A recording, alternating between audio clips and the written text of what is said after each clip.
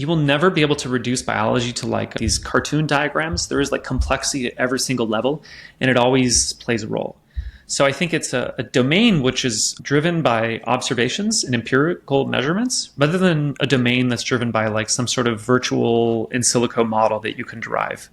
I think sort of stops this, I don't know, ASI or AGI hypothesis that like a model that's so intelligent could just wake up one day and know how to cure cancer by just thinking through it. Sometimes it seems like we can solve the problems with empirical, like machine learning models. Sometimes it looks like we can solve first principle methods. And I don't know. The only thing that does work 100% of the time is measuring it in the lab. And maybe all these methods are just approximations, and all they can do is increase your hit rate or decrease the number of experiments you have to do in a loop in the lab. Future House is really Sam Rodriguez's brainchild, I think. Sam came up with this idea of a future house, which is basically like an FRO. Like we want to be at the scale of that level, like $20 and $50 million and like a few year time scale. But it's not like a 5-year goal. It's like a moonshot project that you may not accomplish in 5 years, or maybe you will know if you can accomplish it in 5 years, and then you'll need to go get more money to do it, or it'll be commercializable at that time. Hello, and welcome back to The Cognitive Revolution. Today, I am excited to share my conversation with Andrew White, professor of chemical engineering at the University of Rochester, and now co-founder and head of science at Future House, an Eric Schmidt-backed focused research organization that's building increasingly autonomous AI systems to accelerate scientific discovery. We begin by briefly discussing Andrew's background in statistical mechanics and molecular simulation, how his AI journey began during a 2019 sabbatical, how he came to write a textbook on deep learning for molecules and materials, and ultimately to his involvement with OpenAI's GPT-4 Red Team in 2022, which is where we had first crossed paths. From there, we unpack two of Future House's major recent releases, PaperQA and Aviary. PaperQA is a question-answering framework that works across entire bodies of scientific literature, using a mix of techniques including keyword expansion, full-text search, contextual summarization, and large language model-powered relevance filtering to achieve superhuman performance on question answering, contradiction detection, and Wikipedia-style, citation-supported topic summary writing. Here, Andrew emphasized Future House's philosophy of optimizing for results rather than efficiency. They are willing to spend whatever compute or token budget is required and to wait for however many seconds are required to achieve the best possible output. This quality-first approach, as you'll hear, is one that I think a great many AI builders should take inspiration from. Aviary, meanwhile, Future House describes as a gymnasium framework for training language model agents on constructive tasks. In addition to creating conceptual clarity by distinguishing between agents, which contain core models and memory, and their environments, which provide tools and interfaces, this project introduces an interesting representation of agent systems as stochastic computation graphs, and very interestingly shows how agent systems can be trained end-to-end even when black box commercial models are used at key nodes. I found Andrew to be so thoughtful in his responses, and he was sufficiently generous with his time, that I took the opportunity to ask a bunch of related questions along the way as well. One answer that continues to rattle around in my head was Andrew's argument that because better conceptual frameworks and automation platforms are quickly reducing the cost of real-world experimental work, perhaps machine learning models' ability to run experiments in silico will ultimately prove less transformative than I had been expecting. There are, as you'll hear, a bunch more. And this was, believe it or not, Andrew's first ever podcast appearance. It took me months of friendly persistence to make it happen, but I think you'll agree that his skill as a scientific communicator is excellent, and he really should do a lot more of these going forward. If you're finding value in the show and want to help us spotlight more unassuming AI thought leaders, we'd appreciate it if you'd take a moment to share this episode with friends, write a review on Apple Podcasts or Spotify, or just leave us a comment on YouTube. Your feedback and suggestions, including for more pioneers of AI for science, are welcome too. You can contact us via our website, cognitiverevolution.ai, or feel free to DM me on your favorite social network. With that, I hope you enjoyed this deep dive into frontier applications of large language models for scientific research with Andrew White of Future House. Andrew White, co-founder and head of science at Future House. Welcome to the Cognitive Revolution. Happy to be here. I'm really excited for this. This is one I've been, begging and pestering you to do for a long time, and honored that this is your first ever appearance on a podcast. So a lot to dig into, and I think it's going to be a lot of fun. Awesome. Thanks. So we first met actually on the GPT-4 Red Team, which has been now more than 2 years ago. And I usually don't do people's like backstories too much because so many of them are ChatGPT came out. I knew I was going to be a big deal, especially in the like entrepreneurship space these days. But being part of that GPT-4 Red Team clearly means you were on this earlier than most.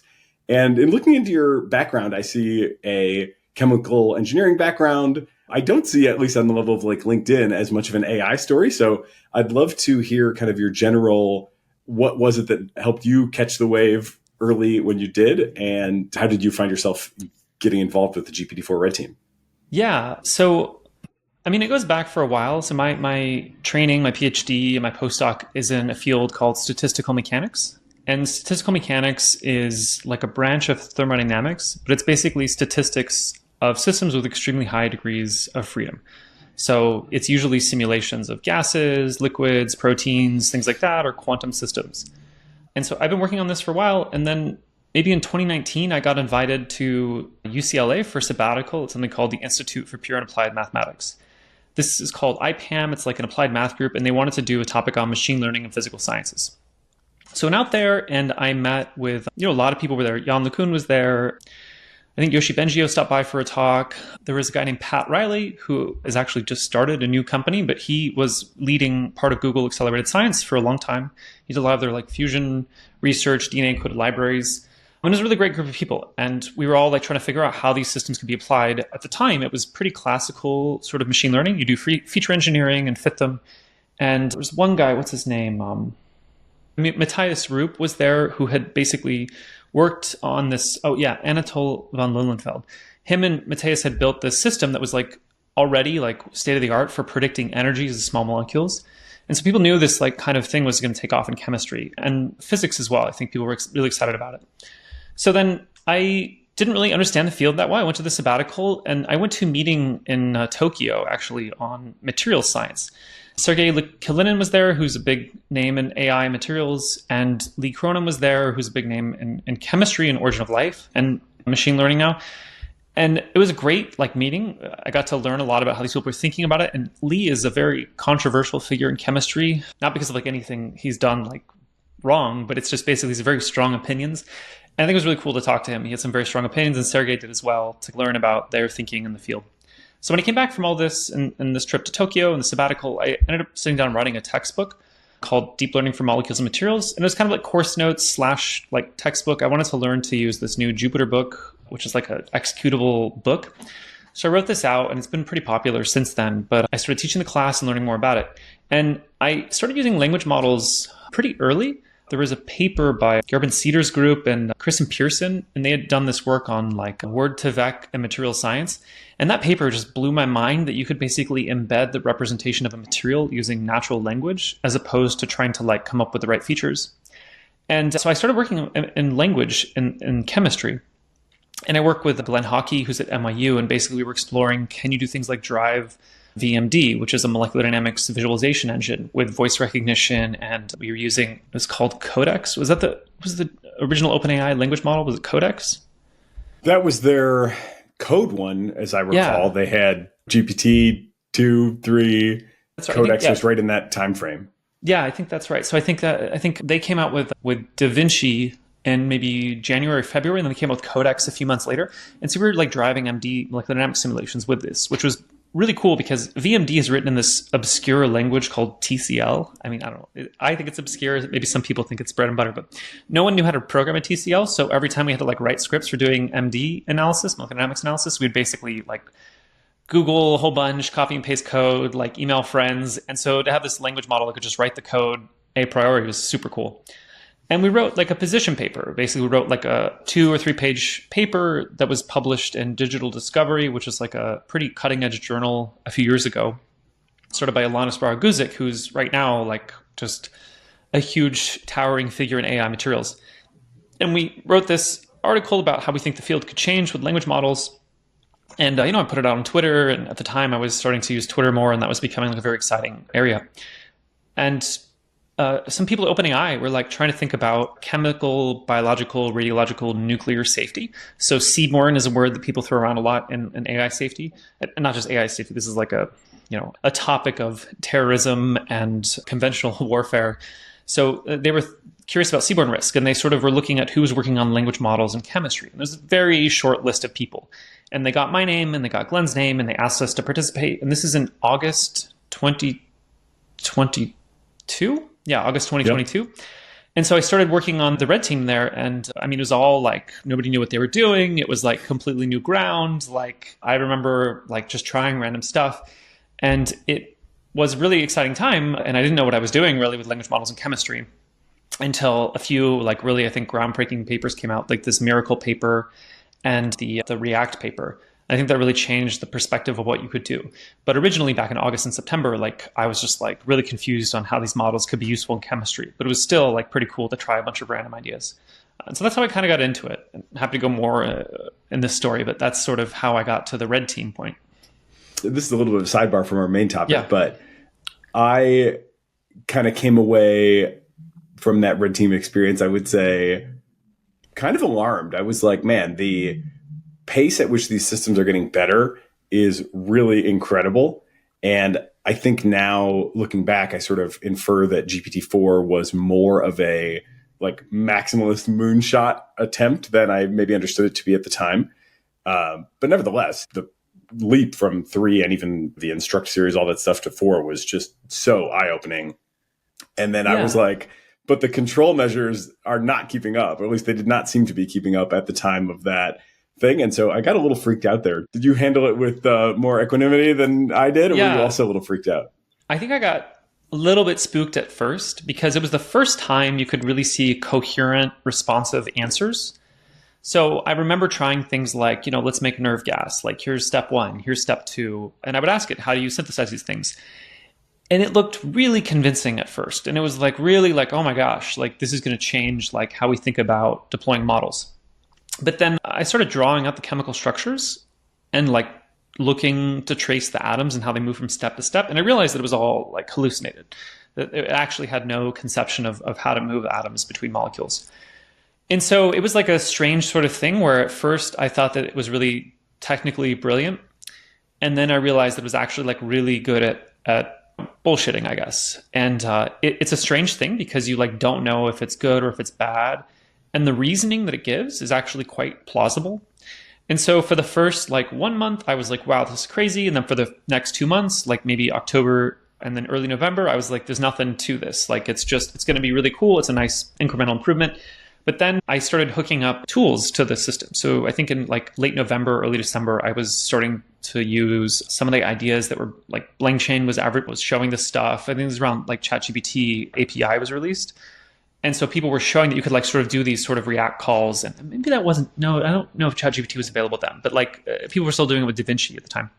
And then I started hooking up to tools. And again, after that happened, I was like, oh my gosh, actually, this is maybe a big deal. And so that led to ChemCrow eventually. But I think, near the beginning of December, what was surprising to me is like, the mitigations that they were trying to build had no influence whatsoever once you started doing tool calling. And then B was that you could really make a lot of good progress if you sort of put the model on these rails of only using tools, as opposed to just sort of freeform doing chemistry by editing the molecule. It's funny you talk about the hallucination in chemistry in particular. I did an experiment with it, asking it to be my chemistry tutor. And I just kept getting the stoichiometry wrong. And it could not, when I got confused, that it would get confused. And then we were just off on a mess of confusion together. And I often think back on that in particular as a good indicator of how much progress there has been since then, even though we haven't yet seen the next 100x compute scale up. It's like these days it makes a pretty passable chemistry tutor, and they've really ironed out a lot of those behavioral weaknesses to get it to actually do useful stuff in just obviously a lot more scenarios. Yeah, I think what's surprising about these models is that they learn the fundamentals actually quite well.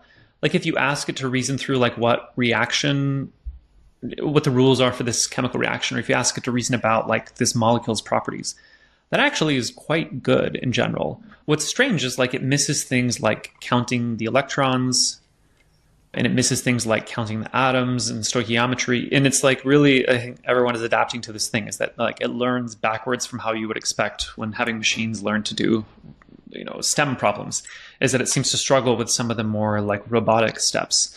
And it seems to do quite well with some of the more freeform steps. And so it's one of those situations where you're going to see, I think, like a Grokking effect. Like once it can count the atoms and once it can count the electrons really well, then you're going to see a big unlock because it's not going to need any more additional reasoning things. So that's why I'm pretty optimistic about like things like O1 and some of the more rumored models that are coming up after that. I think they could actually sort of unlock chemistry to a point where you don't need to be on rails with these tools moving the molecules around. How would you describe O1? Because you're still involved in the pre-deployment testing with OpenAI, right? So I imagine you did another kind of deep dive on like, can this thing give an accurate nerve gas synthesis plan and whatnot? Yeah, I would say that like, so I was on the O1 technical report, and yeah, this time around, I think things have gotten a lot more systematic. So people have a much better idea of like where the benchmarks are. Still, for me, like we decided to do some more exploratory stuff during the red teaming. So of course, there's already like benchmarks now. So I don't think like we need to be running the benchmarks. I mean, we put out Lab Bench from Future House, which is a benchmark of biological and laboratory protocols, and that was tested in O1. And so we were trying some really, I think, more crazy ideas in the red teaming. And this time around, we got pretty far, but it still got hung up on like just some key steps.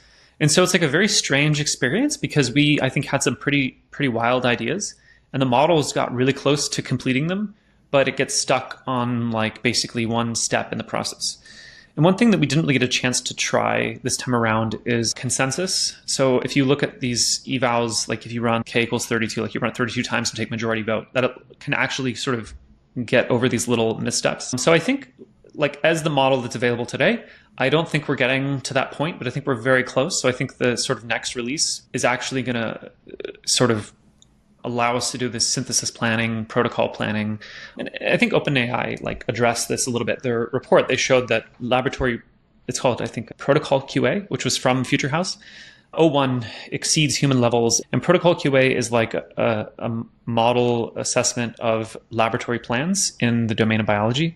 And so O1 is basically above human level there. So I think that sort of shows you that it's getting to this ability to long-term plan and not make these kind of trivial mistakes that get it caught up. But I think in chemistry specifically, still not there. Biology, I think it's actually getting very close, which is strange because usually biological sequences are very long and so like they don't fit in the context window. But a lot of the sort of ancillary things about biology, like how do you do cloning? Like what are the steps to get to this process? Those things I think are very close. Hey, we'll continue our interview in a moment after a word from our sponsors. Even if you think it's a bit overhyped, AI is suddenly everywhere, from self-driving cars to molecular medicine to business efficiency. If it's not in your industry yet, it's coming, and fast. But AI needs a lot of speed and computing power. So how do you compete without costs spiraling out of control? Time to upgrade to the next generation of the cloud. Oracle Cloud Infrastructure, or OCI. OCI is a blazing fast and secure platform for your infrastructure, database, application development, plus all your AI and machine learning workloads. OCI costs 50% less for compute and 80% less for networking, so you're saving a pile of money. Thousands of businesses have already upgraded to OCI, including MGM Resorts, Specialized Bikes, and Fireworks AI. Right now, Oracle is offering to cut your current cloud bill in half if you move to OCI for new U.S. customers with minimum financial commitment. Offer ends 12/31/24, so see if your company qualifies for this special offer at oracle.com/cognitive. That's oracle.com/cognitive. There are so many things in life we just never get around to. Taking up that hobby, cleaning out the garage, little things that don't really make huge differences in our lives. Yet there's one thing that most of us have probably been neglecting that can have a huge impact on our family's future. It's life insurance. And with SelectQuote, getting covered with the right policy for you is easier and more affordable than you might think. As someone who tracks AI progress on a full-time basis and obsesses about its potential impact nonstop, I know how tempting it can be to ignore more mundane, familiar risks. There's always another paper to read, podcast to listen to, or product to try.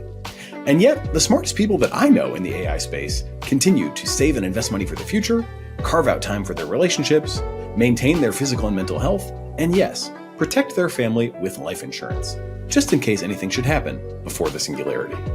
If nothing else, it's one less thing to worry about in a time of unprecedented change. So get the right life insurance for you for less at selectquote.com/cognitive. Go to selectquote.com/cognitive today to get started. That's selectquote.com/cognitive. Does that reflect a sort of structure of biology? I'm kind of thinking of Dario's essay recently on what drives, I mean, of course, it's on the big picture of AI. Maybe we can get to that in the big picture in a second. But his account of what drives progress in biology and medicine is basically that there's a small number of platform technologies that you sort of understand at a conceptual level and use on your problem versus, I was actually a chemistry undergrad myself. And my experience of chemistry was like, there's a ton of different things and a ton of different reactions and like few sort of platform measurement technologies, yes. But in terms of like action steps, like not so many platform technologies, I guess is how I would describe it. Yeah, I mean, Future House was built to be like a moonshot on automating science. And we picked biology for a couple of reasons, similar to what Dario talked about.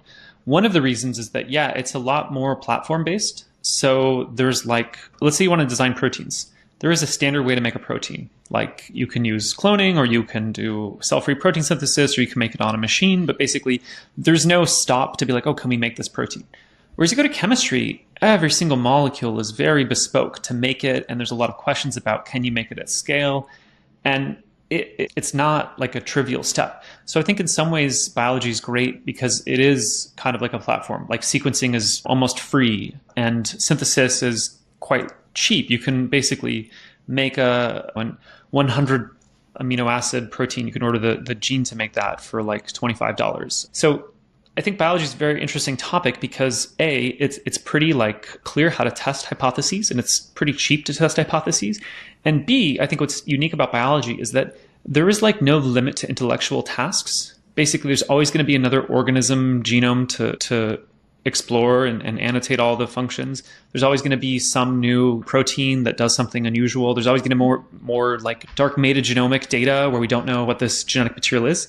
So in a sense, like it's actually sort of an unlimited amount of complexity to explore or whatever method you want to use. Whereas if you go to something like physics, like in physics, I mean, there are like, I think a lot of interesting topics in physics, but in some sense, it's pretty expensive to get data in physics. And it's also like, there's not a ton of complexity to like elucidate. Like a lot of time, it's a very reductionist thing in physics. You're trying to like reduce it down to some equations or some relationships. Whereas in biology, there's just so many things to annotate. There is no like, in biology, we kind of know the universal law of biology already. I mean, it's like evolution. And you go to physics and it's like trying to find the law. And so what's cool about biology is that you kind of already know the reductionist point of view and you're trying to like look at the more complex systems and understand how they work and how they fit together. So I think it's a very cool topic for those two reasons. That's a really interesting comment that you already know the reductionist point of view. How likely do you think it is that there are like major aspects of the full biological paradigm that we just have very little grasp on right now? I'm thinking, for example, of Michael Levin, who's been a past guest and has this idea that electrophysiological or electrobio signals at sort of tissue levels are an interface that probably will be programmable. He's basically on a quest to kind of turn that into another one of these platform technologies. And yet he seems to be, of course, there are other people in that general space, but like relative to the rest of biology, it seems like it's quite a niche. So I wonder how many of those other things you think, like what the sort of dark conceptual matter might still be out there.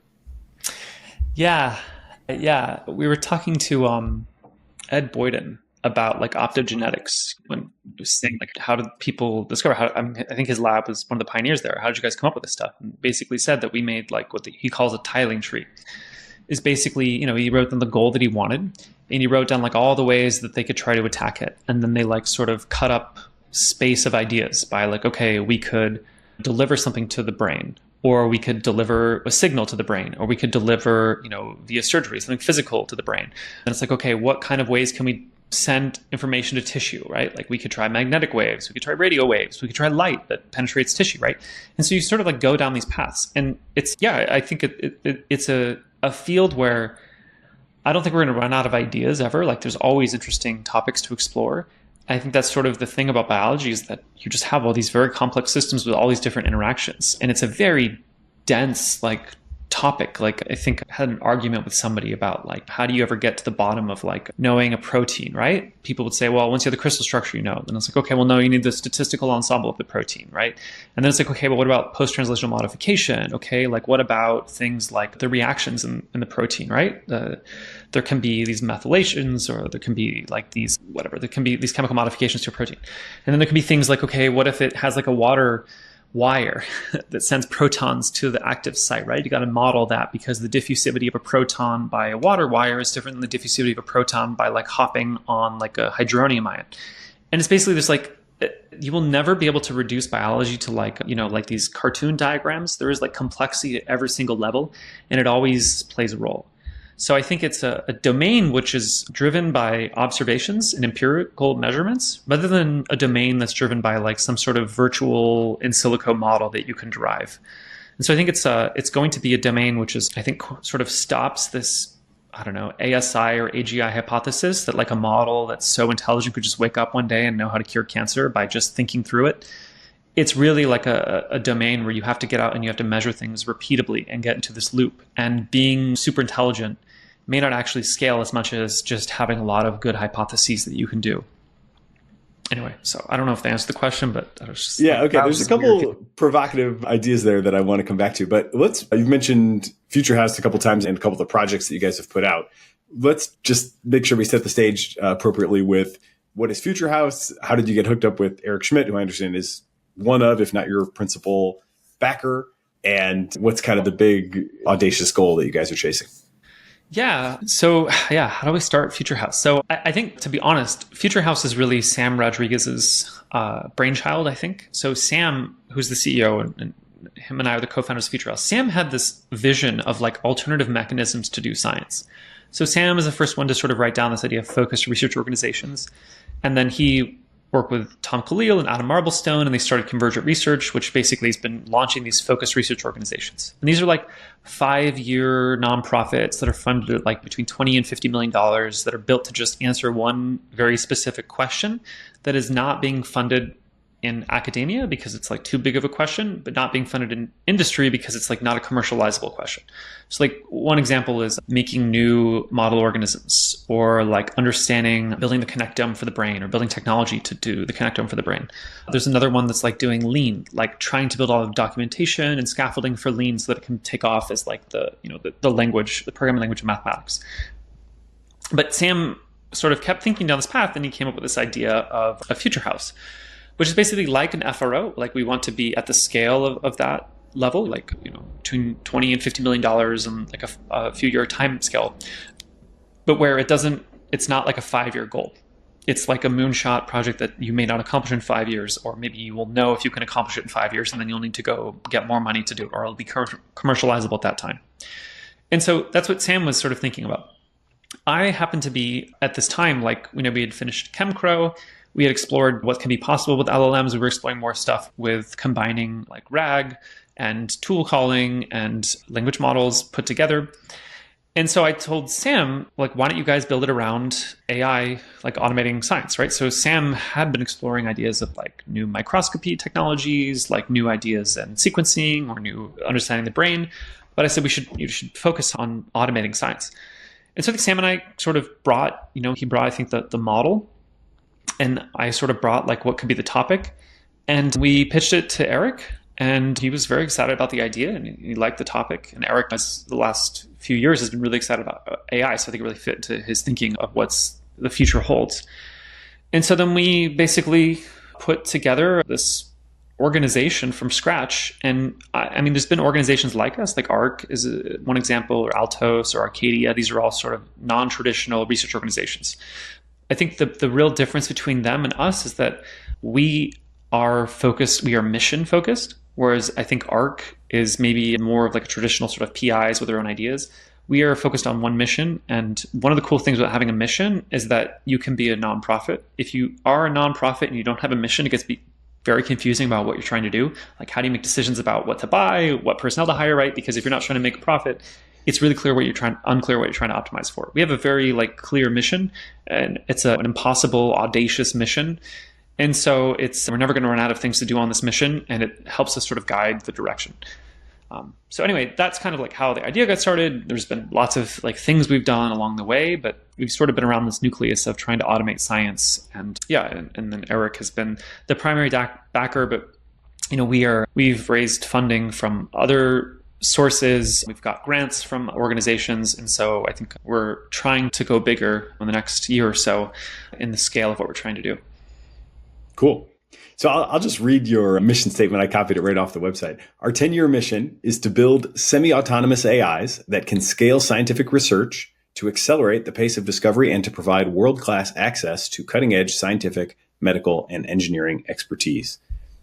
So that is pretty similar to what I hear when I read Dario's Machines of Loving Grace vision.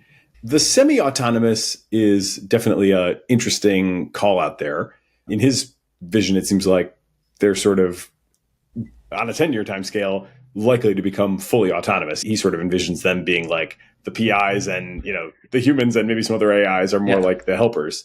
So in what way do you envision, even in the long term of AI, these things being not fully autonomous? Yeah, I guess there's two sort of wrinkles here. I think one wrinkle is that I'm actually pretty bearish on laboratory robotics. We may get there, but I think that there's been so many companies in biotech especially, and I think in AI, that just tried to swallow the mission of automating the physical world and just died because of it. And I think it's just I don't want to say Emerald Cloud Labs or Ginkgo Bioworks have died. They've made great progress and done great things. But this commitment to automation, I think, it's a huge challenge. And so we can only solve so many grand challenges at Future House. So we decided that we're not trying to automate the lab. And so I think one difference between sort of a fully autonomous AI system that can do science is that it's going to have its own lab, it's going to have its own robots, it can do all the protocols, things there. We're not trying to solve that part of the scientific equation. If somebody solves laboratory robotics tomorrow, great. We'll happily buy some, sign a partnership, whatever. But we're not trying to automate inside the lab. We do use standard lab automation. We have robot arms, we have liquid handlers, we have acoustic liquid handlers. We do all this sort of regular automation you'd see, but we don't have it as part of a mission because we don't want to get stuck on that sort of an aspect. And then another thing I think that differentiates us is I don't think we're going to have a system in 10 years where we can just say explore the metagenome, and then we come back in a year and it will have annotated everything interesting and all of the genetic information on the planet. I think it's going to be more likely that we have a disease, a patient population, and we're what could be the biological mechanism for this disease? Okay, here's the biological mechanisms. Which one of these could we target with a biologic? Which one can we target with a small molecule? What's a good starting point? So I think it's going to be semi-autonomous in the sense that we're going to have a very clear quest and a very clear set of parameters, and we're going to more iterate with the system. And this gets back to this idea of biology is really an observational or empirical data limited field, is that it's very unlikely we'll have some, you might have something in mathematics where you can just send it off to do math and you'll just be getting theorems or proofs. I don't know, once a quarter you get a dump of some. I think that's feasible in something like math where there is no empirical limitation. I think in biology, you're not going to just take some system that's going to say, do these 36 mouse measurements. You're not going to go order a mouse from a CRO and go do the experiment that way. It's always got to be, I think, done hand in hand with humans. Just as a brief aside on these companies like Emerald Cloud Lab and Ginkgo Bioworks that you mentioned that are doing this lab automation, my understanding right now is that they have kind of not exactly human in the loop, but sort of human fulfilling some of the tasks. So they present to you a programmable interface, yes, but behind the scenes, there's a mix of robots and people, running certain told parts you that? That are just... That's supposed to be a secret. I don't know. Is that... Yes. I think somebody might have said it on the podcast. I won't name any names, yes. but I don't want to get anybody in trouble. But I think the secret is at least somewhat out. So Yeah, I mean, like, I don't know. I guess this is the thing is that some people call them like bio robots or wet robots, which is like when you have a human do the tasks that are like really hard to automate and there's no reason to because it takes a human, whatever, 2 minutes. So yeah, I'm not really a purist in this sense. I don't actually care or know when something is, no human allowed. I think there's like a term for like lights out automation. Like if you turn off all the lights in the building, is it still working? If so, then humans aren't in the loop. So yeah, you're right that Ginkgo and Emerald Cloud Labs, like they'll automate whatever, they'll get to 98%. And that's, as far as you want to go to get to the scale you want. I think there's other, what's it called? Medra, I think, is a company that's trying to build like human gripper style lab arms that move around the lab. And so then rather than having to like build these bespoke instruments like that ECL and Ginkgo Bioworks build, it's like you go to a regular lab and you just put a bunch of robot arms and they move this stuff around. Like I think that's another path which can get there. But yeah, you're right. They are not 100% automated yet. And it's unlikely that they will be 100% automated for a long time because just getting that last sort of step is just a bunch of work for very little gain as far as throughput goes. Hey, we'll continue our interview in a moment after a word from our sponsors. The Cognitive Revolution is brought to you by Shopify. I've known Shopify as the world's leading e-commerce platform for years. But it was only recently, when I started a project with my friends at Quickly, that I realized just how dominant Shopify really is. Quickly is an urgency marketing platform that's been running innovative, time-limited marketing activations for major brands for years. Now, we're working together to build an AI layer, which will use generative AI to scale their service to long-tail e-commerce businesses. And since Shopify has the largest market share, the most robust APIs, and the most thriving application ecosystem, we are building exclusively for the Shopify platform. So, if you're building an e-commerce business, upgrade to Shopify and you'll enjoy not only their market-leading checkout system, but also an increasingly robust library of cutting-edge AI apps like Quickly, many of which will be exclusive to Shopify on launch. Cognitive Revolution listeners can sign up for a $1 per month trial period at shopify.com/cognitive, where cognitive is all lowercase. Nobody does selling better than Shopify, so visit shopify.com/cognitive to upgrade your selling today. That's shopify.com/cognitive. These are the human jobs of the future.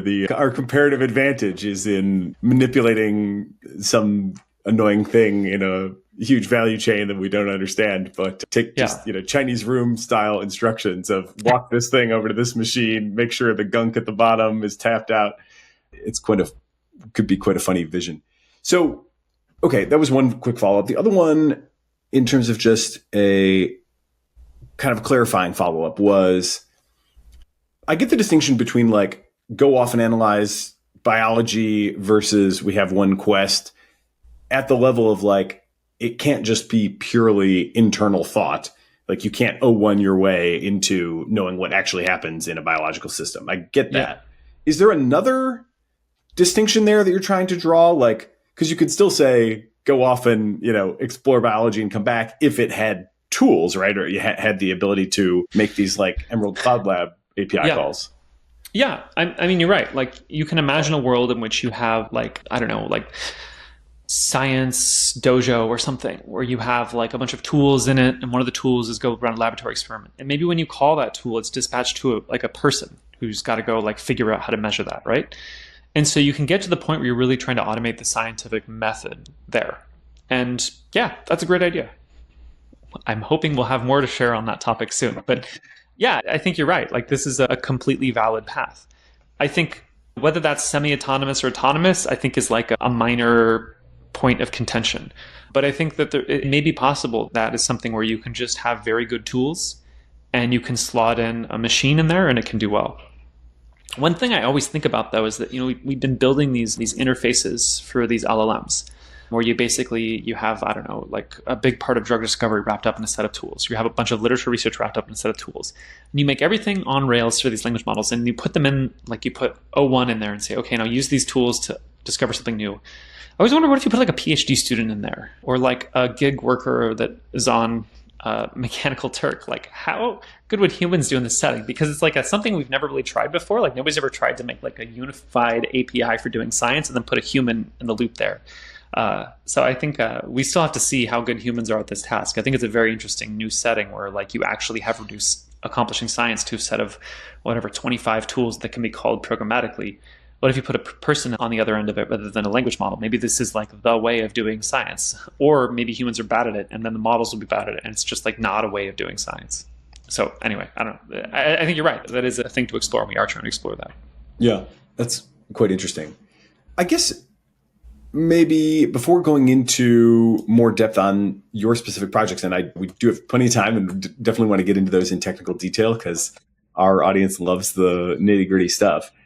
One other thing that you had said that caught my ear and I wanted to make sure I understood was something to the effect of, for biology, you can't just like run it in silico experiments and go from there to real understanding.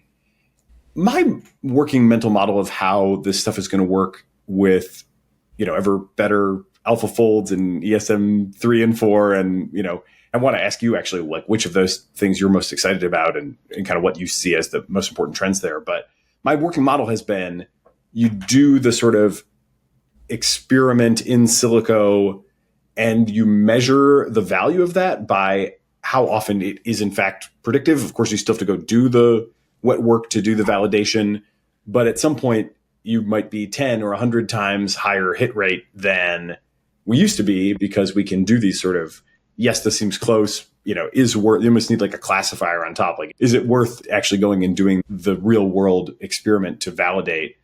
And it seems like there's potentially orders of magnitude improvement there in terms of just like how much value we can get out of, say, existing throughput capacity, existing capacity for these sort of real world experiments. Is that your mental model too, or do you see it very differently than that? Yeah, this is something I haven't really figured out for myself yet. Let me tell you about a few things in this domain that I think people miss. For example, right now, you can do like very accurate free energy calculations to see if a small molecule will bind to a protein. And the cloud compute cost for that is like maybe $10 or $15. And the cost of making organic molecules and testing them against proteins has also come down. And so the cost of like the equivalent experiment is like maybe $20 or something. You could probably get it down to like $5, depends on the protein and what your catalog of molecules is. So right now you have this point where like actually both the cost of the chemistry and the biology is decreased at the same rate as the cost of the sort of calculations. Now you would bet long-term on Moore's law or on better machine learning models, and that might be true. So we may be getting near to a crossover point where we really do start replacing a big part of it with these in silico models. But if we get out, like if we zoom out a little bit, so like that's an example of like small molecule binding affinity. I think it's at the point where like they're close and they've both been dropping costs. If we zoom out a little bit, like there's this idea like maybe 15 or 20 years ago that we could solve protein folding in a lot of biology by doing molecular dynamics. And there was this great sort of effort led by D.E. Shaw Research, where they basically put together like some of the smartest people, hardware engineers, like programmers, chemists, biologists. They put them all together in like a Times Square, actually in the top of a very nice building. And they tried to go down this path of like building the chips and the data center from like the atom all the way up to the macro scale to simulate proteins as fast as possible. And they simulated protein folding, they were going like milliseconds of protein simulation time. And you can make these charts of basically, okay, like by 2030, we can simulate organelles. By like 2050, we can simulate whole cells. And then so by 2050, we can just simulate one atom we can simulate the whole cell division cycle in an afternoon. And then we can basically run these in virtual cell models.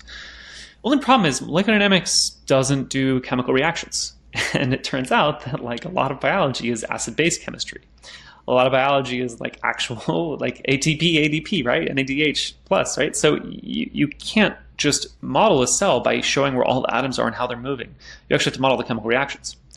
And so then people have built these like reactive force fields, including machine learning reactive force fields. Like maybe we can model empirically how these things work, not from first principles, but from empirical. And then you find out that like actually the way that a proton moves through water is a quantum effect. Like you can't model that with just classical or machine learning. You have to actually have these like electron density calculations, and you actually have to make this like Born-Oppenheimer approximation to model the system. And that's actually important. Like biology works differently if you don't have this effect. And so you run into this like you never reach the floor of complexity when you try to model these systems. And it's like a really hard thing for me to figure out what the answer is to your question, is that, like, yes, AlphaFold has solved a lot of these things, but there's a big part of proteins that are intrinsically disordered. And yes, you can capture then maybe another 80% of those things with like Calvados, this force field from Creston Linder-Larson's group, or Martini, right? There's these things that can try to model coarse grain proteins. Maybe you capture another 80%, but then there's some fraction of those that are not really valuable because whatever, you can't just use these coarse grain models. So I don't know, there's like a lot of things that I'm talked about here, but the point is that sometimes it seems like we can solve the problems with empirical, like machine learning models. Sometimes it looks like we can solve first principle methods, and I don't know. The only thing that does work 100% of the time is measuring it in the lab, and maybe all these methods are just approximations, and all they can do is increase your hit rate or decrease the number of experiments you have to do in a loop in the lab. So anyway, that's like a long-winded way of answering a question that I don't know. Yeah, that's really very interesting. When you speak about the price of the actual experiments coming down, are there caveats there around, like you said, for example, like depends what your molecule catalog looks like? Like, what if I am trying to hypothesize a new smallish molecule that doesn't exist in nature, maybe never before synthesized, and I'm looking for something that can do this thing. I'll generate a huge number of hypothetical candidates and then run that through a model. I can't synthesize those cheaply, right? Still today? Yeah, I think this is like still an open question about what's the right approach, but there are these things called virtual catalogs that have reached, I think, 80 billion molecules. So there's like 80 billion molecules that people are pretty sure they can make. And so what you can do is you can actually just work with those instead of a generative model and just basically screen these 80 billion molecules. I mean, I don't know what the number is right now. It's like somewhere between 50 and 100. There's something called Zinc. You can look it up. Zinc is like a database of hypothetical molecules, and it's in dozens of billions. Probably, to be honest, like these things are made in a combinatorial like rule set. Like these are all the things you can buy cheaply from petroleum side products. These are all the reactions that we know, and these are the ways you can combine them all. So you have this like combinatorial explosion of molecules. So at this point, there's pretty much unlimited number of molecules that you can order in a catalog. One caveat here is that all these molecules come with like a 80% success rate guarantee. That is, you can order it, and 20% of the time they'll fail to fill your order, which is, it's fine. You can work around it. But then there is like a lot of groups that have basically built very good models for just making an arbitrary molecule. Like Philippe Schwaller, his group, developed these like molecule transformers, which are basically can predict the outcome of a reaction, and then you can combine that with some search method and basically predict how to synthesize arbitrary molecules. There are commercial products that can do this. IBM has one. There's a company called Postera that has one. And so basically it frees people who design molecules from having to think too hard about synthesis. So I think in some sense, like the synthesis has been solved, but when you're late in a drug discovery program, like usually you're centered around some lead, and then things get more expensive. You want to like modify it. And thanks to like internationalization, you can hire a chemist in China or India, and maybe the cost of one of these chemists is like $100,000 a year salary, and that includes the lab and all the reagents and things like that. So they can maybe make 20 molecules a week. So it's still, it's not free, but it's reached the point where it's not too expensive. And so I think we do have a lot more freedom now in the chemistry we can design. But on the other hand, like the kind of targets that people are trying to hit, the kind of molecules people are trying to make have also grown in complexity with these new categories of drugs like PROTACs, molecular degraders, this induced proximity work where you're making these big fat molecules that have to accomplish like 2 or 3 tasks in the body.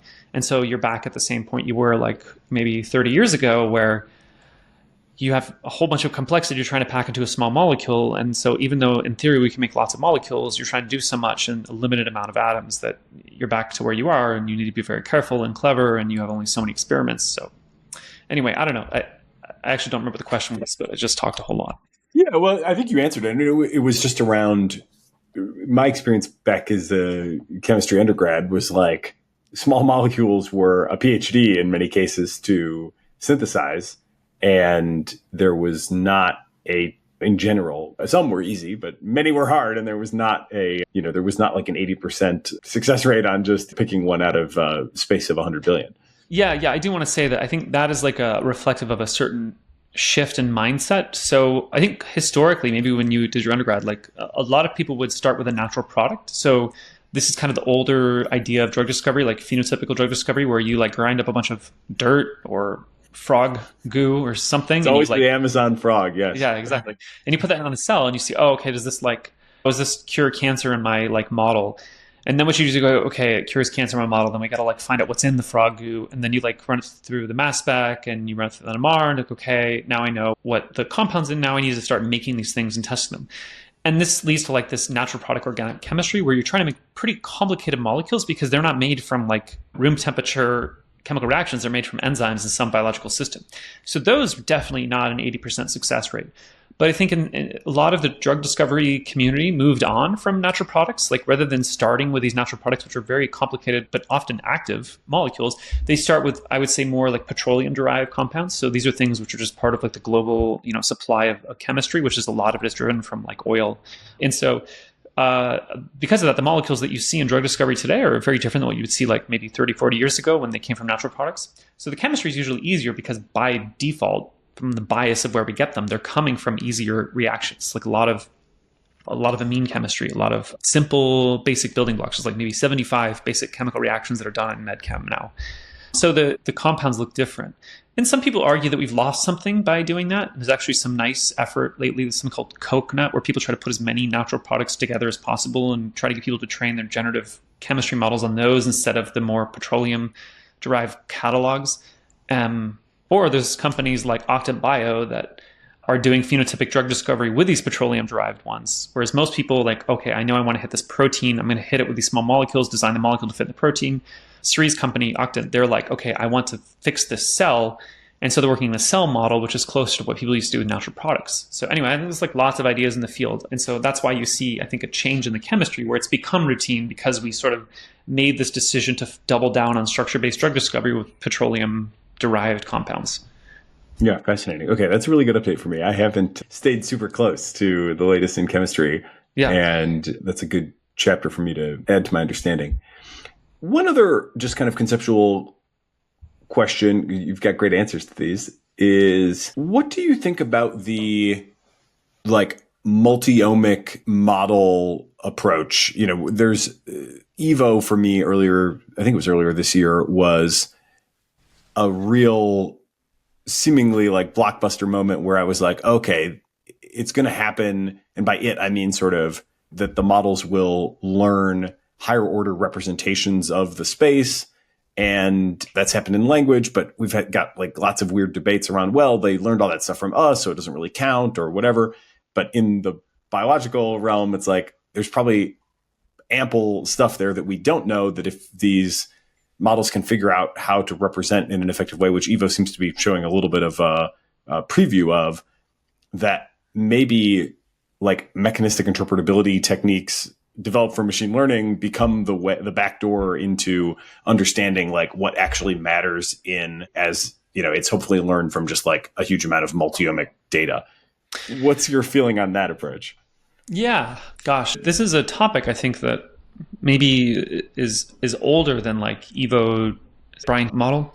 Mm-hmm. So I think if you go back a little bit, these like companies like Recursion or In Citro, and to some extent Calico, although I don't actually understand what Calico does, but like basically they try to build this foundation model of biology. Like you basically build some big matrix of small molecule drugs, maybe transcriptomics data of what genes are being turned on and what are turned off, and then take pictures of the cells, and that's the phenotype. And you can build this big model of like how molecules affect the genes from the transcriptomics and the phenotype from the imaging.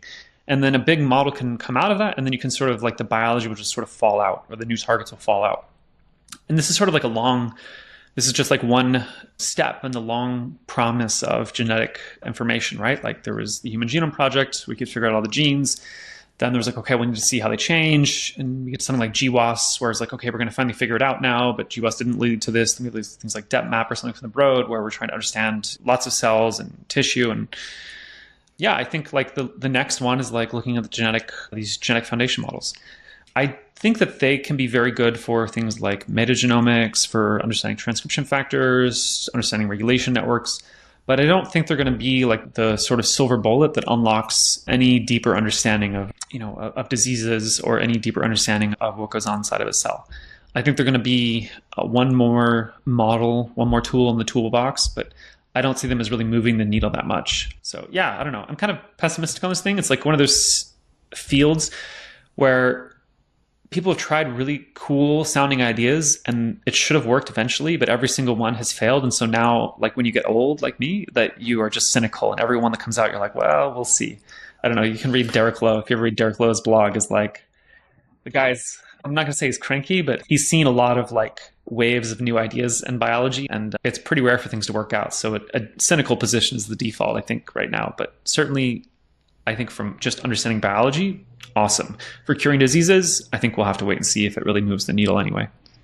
Do you think that that could be, because I think you could tell a very similar story about machine learning up until like 5 years ago, or maybe 10 years ago, depending on exactly when you want to start the clock. But there's like a sport now of like everything was invented in the 80s. And I think to a large degree, that is true. Like most of the ideas that are now really working with sufficient scale, people had at least an initial take on a long time ago, and they just didn't have the scale of data or compute to get there. How, I don't know if you want to approach this from like a handicapping perspective, or like, but do you think that there is a chance that it's just a matter of all these things maybe were the right ideas, but we just haven't got quite enough scale to actually grok, so to speak? Yeah. I think you're onto something here, is that one of the challenges of biology is the latency from like idea to feedback. Machine learning is great because you can try things, and as compute has gotten good, you can see the results of these things. And in fact, you see a problem right now where basically people have cool ideas that work at like a 1 billion parameter model, or maybe a 500 million parameter model, but then you scale up to like a 10 billion parameter model or a 40 billion parameter model, that all of a sudden just doesn't work. Or if it's like it works at 500 million tokens, you go to a trillion tokens and it doesn't work. And so you see this thing of like, when you scale up, it costs more time and there's longer latency, and that is a great filter of ideas. And you find out, okay, actually the simplest ideas or these ones are the right ones. In biology, we kind of have this as well, where basically you can do pretty quick experiments on a protein in a well, right? Like just a little protein you can manipulate it pretty quick, and then you put it in a cell, and then okay, it's a little bit longer because you got to wait for the cells to grow, and you got to transform the cells somehow. Then you go to like tissue, and then you go to a mouse model, right? Like let's say I want to cure aging. Well, unfortunately, mice live a long time. And so you got to wait for those mice to die or not. And so like you keep running these latency problems. And when we get to drug discovery, it's at this latency where like humans just suck at, because it takes 7 years from mechanism to phase 2 trials. And it's phase 2 clinical trials tell you if the drug worked or not. And 7 years means all the people there have gone, moved on, right? Like 7 years means that people forgot like why they were doing this in the first place. And so you have these like feedback loops that take so long. And that is really hard. So I agree. It could be something like we figured it out, but we won't know for 30 years because we need to try a few cycles to see if it works. Or maybe recursion, maybe in Citro, maybe Calico, they all got it right. But in Citro just got their first platform asset, I think in phase 1 or something, or to IND. So it took 7 years for them to get from company conception to getting their own molecule into the clinic. You look at recursion, people love recursion. Like they do great social media. They have a big GPU cluster. Everyone is excited about them. Hope their stock price keeps going up. But recursion, I think all of the assets that are in clinic right now from them, they bought from other people. So they haven't really got their platform going yet. So we won't know if their idea of building a big foundation model is the right answer for a while. And then things like Atomwise, a very early biotech doing convolutional neural networks on small molecules binding to proteins. Great idea. They had great work, great results, great people. But what happens is like some of these biotechs, they'll die because they picked the wrong target, not because they had the bad platform or their tech wasn't right. And so you just really hard to separate cause and effect with these very long latencies, very expensive experiments, and so many variables going on. So I think it may be the same as machine learning. It may be some bitter lesson, but we're not going to learn it until 30 years from now, or until we figure out a new way to do experiments, right? Maybe the human organoid research is going to get us to lower latencies on getting feedback from ideas. Maybe RFK Jr. is going to come up with a whole new way of doing FDA, approvals, so that we'll get faster clinical trials. There's this stupid thing in drug discovery. It's like the most important bottleneck right now is like time to enroll the first patient in clinical trial. So if you wanted to cure diseases, cure cancer, if you wanted to save the world in drug discovery, you should be working on better like online ads for clinical trial site enrollment. And that should be where people invest the effort. But that's not a sexy thing to invest the effort in. But that is like, I don't know, what it was, like 60 days or something is the time to enroll the first patient. And that 60 days is like very amenable to innovation, but people put their innovation in like finding a new hit from a machine learning model or like building a new foundation model to maybe improve your biological mechanism by a little bit. If there's one thing I do have some hope for the Trump administration doing, it would be some sort of data liberation out of electronic health records to then have LLMs just crunch through and more proactively identify the possible patients as opposed to having to filter everything through the click of an ad and then, collect the data manually. Actually, if you have a direct line to RFK Jr. or Donald Trump, or if I'm a couple of hours away, but you didn't insert the idea. Podcast. Okay, here's something that they can do. Release all of the IND packets for every drug. That is like every drug which is clinically approved has filed an IND packet which contains a ton of valuable toxicity, pharmacology, pharmacokinetic data. And all that data is no longer a competitive use for them because if it's already clinically approved, like there's no competition, it's already under patent protection, it's already being sold. If they were to release all that data, there's a huge trove of data that we could use to better fit machine learning models. And it's very expensive data to get. And it's all kept at the FDA and for, I think, no really good reason. So anyway, that is I heard there might be some of it in just like folders at Mar-a-Lago, so you could also just head down there and take a left turn past the bathroom, and who knows what you might find. All right, I joke, but I shouldn't joke too much. I don't want to get on any retribution lists. Okay, so this has been a great foundation. I think it's always really helpful to understand the worldview that motivates the work. Let's finally get into Future House. You can maybe give us a little bit of I think I have a growing intuition for why the AI scientist, and it sort of is like, you don't really believe in any other silver bullet. And so we just need more scientists that can grind away at this for a long time. And obviously an AI scientist has certain strengths.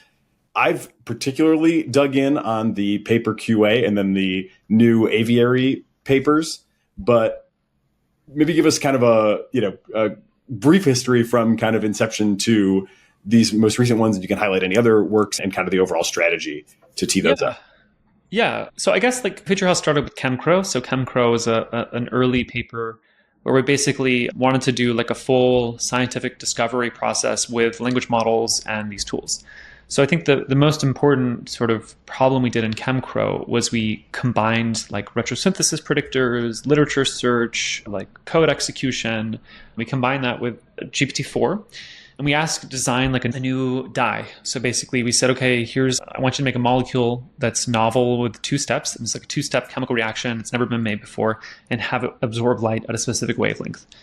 And we gave it to start with the supporting information from a paper. And so basically fit a machine learning model to the supporting information to predict the wavelength absorption of light in molecules.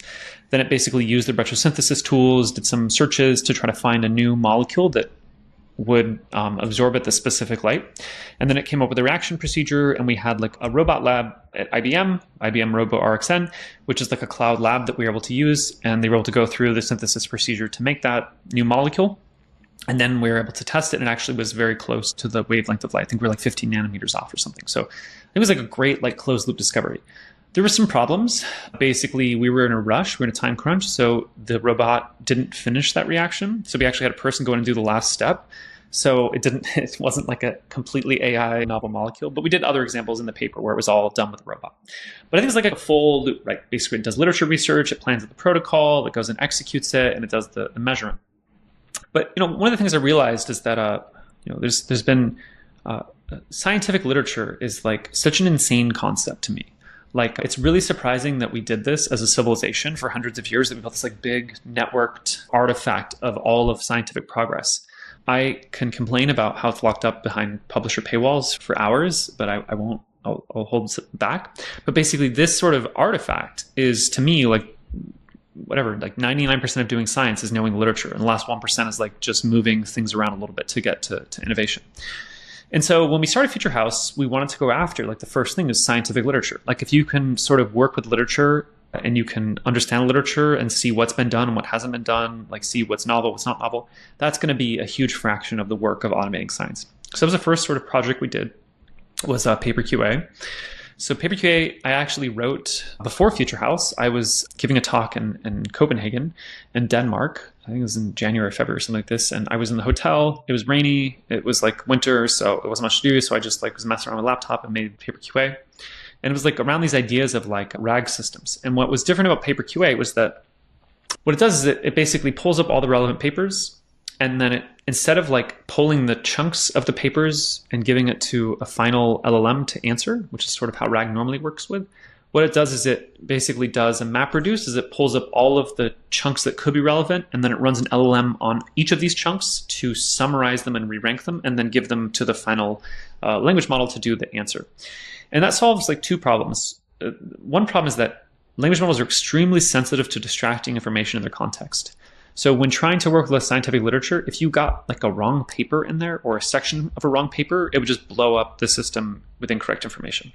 So one example is like one of the questions you could ask it is like, in the EBM trial, what was the size of the placebo arm?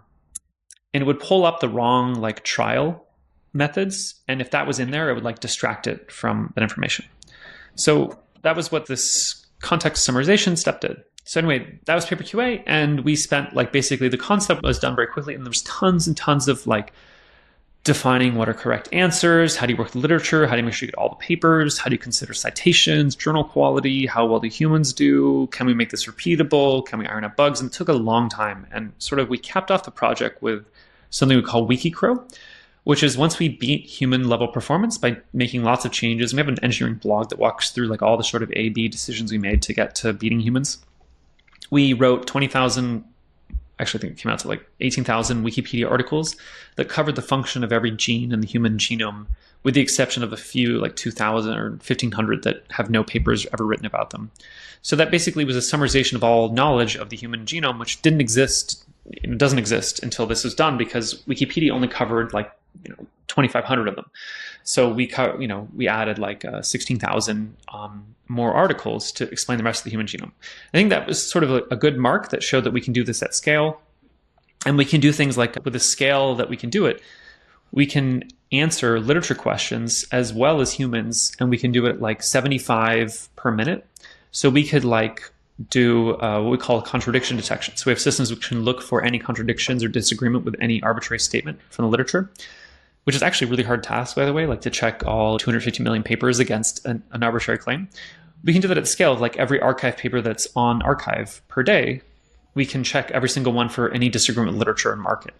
Or we can now like write the Wikipedia article for every disease that exists every 3 weeks, considering all new research that comes out.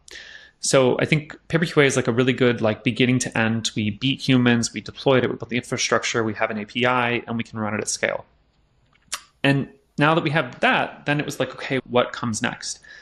And so we sort of took the lessons we learned in PaperQA, and that's something called Aviary. And what we did is we broke up PaperQA into two components. Basically, there's what we call the environment. And this environment is like the tools that are available, like look at citations, summarize literature, summarize this paper, like do a Google Scholar search, do keyword search over some corpus. We turn that into environments, and then we have the agent, which is the thing that sort of drives the decision making. That's like, okay, let's go do another Google Scholar search. Okay, let's actually search Semantic Scholar. Let's see who cited this paper. And Aviary is this idea that, okay, let's make a bunch of environments of scientific tasks beyond literature. So like ChemCrow, there's an environment like for ChemCrow, or we have an environment for designing proteins. We have an environment for like doing molecular cloning. So we have these environments here. And then what we do is we make agents, and we've separated these two so we can try different agents, not just different LLMs, but we have agents that we've made ourselves with their own LLMs, or we have agents that have memory. We have agents that can do things like have multiple actions considered. They can do like reflection. You can have like a reward model baked inside of an LLM. So we sort of try to structure this agent interaction. And then what we do is when we have an environment and an agent, and we train them together on some benchmark. And so like we wrote LabBench was a collection of benchmarks that we think are relevant for doing science. When you train them, you basically put them together and you call it a crow. And so a crow, because basically it's like has tools, that's the environment, it uses language, that's the language model, we put this together, it's like a crow because crows are birds that can talk and also use tools. And then we are now deploying them. And we built like an aviary, which is a bunch of different crows that can do different tasks, and they all are connected. And we're slowly building like a platform of intellectual microservices. Basically, go look for contradictions, go do literature research on this topic, design me a molecule that does this, design a plasmid which can clone this specific protein in this specific organism. And so putting all these things together, we were basically building the API for doing science. That's fascinating. Cool. Really nice job laying out the progression and the vision there. Any number of follow-up questions. I guess going back to PaperQA, you're now on PaperQA 2, right? And the one thing that stood out most in terms of like why it has worked well, because of course other people have tried to do this too. And I would say it's not easy to get above human performance in answering these questions. It sounds like one big insight was process everything. I sometimes call this flash everything in honor of Gemini Flash because it's so cheap. I once set out the challenge for myself to spend $1 a day on Gemini Flash, which is 13 million input tokens and like a lot of information to process. So it is I actually have not achieved that. I've achieved it on a few days, but not on a consistent spend $1 every day on Flash because turns out like it takes work to just identify those targets. But it sounds like that's one of the big things was do this sort of filtering and identification of relevance with a language model as opposed to just with an embedding approach. Yeah. What other big drivers of kind of incremental progress would you highlight for people that might want to build a system? Yeah, I think that was a big idea, was doing that. It solves a lot of problems. Like all of the effects of chunking, chunk size, quality of parsing, a lot of those things just disappear when you do this extra intermediate step. So it sounds like extra work, but actually it solves a lot of, I think, practical problems. It also increases the cost and the time to get a response. And I think that's why you don't see like Perplexity or Elicit or anybody doing this kind of process, this like sort of two-step process, because for a consumer-facing thing, you're going from whatever, 15 seconds or 5 seconds to like a minute or 2 minutes. And I think that kind of reflects the philosophy is we just wanted to build the best possible system, forget cost, forget latency. So I think that's that in and of itself, just to highlight, I would say is a really important philosophy that I try to Johnny Appleseed my way around the world any chance I get. Engineers have way too much emphasis on, especially cost. Latency, I understand more if you have a user sitting there waiting. Human time is still precious, even if tokens are, increasingly super abundant. But I always emphasize, deliver me the highest value thing first at any cost and at any latency, and then we can kind of work backward from there. Yeah. So that's good. Keep going. I think this is something.